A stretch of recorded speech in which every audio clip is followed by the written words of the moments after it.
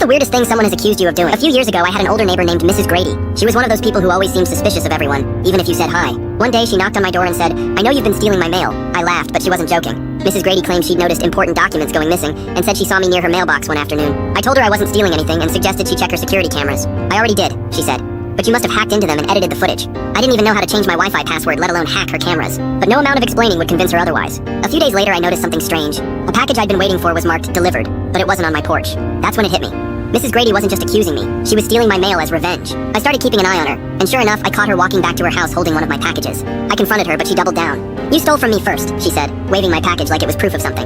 At that point, I'd had enough. I called the cops, explained the situation, and even showed them footage from my doorbell camera of her swiping my mail. Mrs. Grady was furious when the cops showed up, insisting it was all a misunderstanding. The cops didn't buy it. She got fined and had to return everything she'd taken, including my package, which, by the way, was just a box of socks. Looking back, the whole thing was so ridiculous that it's almost funny. Mrs. Grady moved out a few months later, and the entire neighborhood was happy to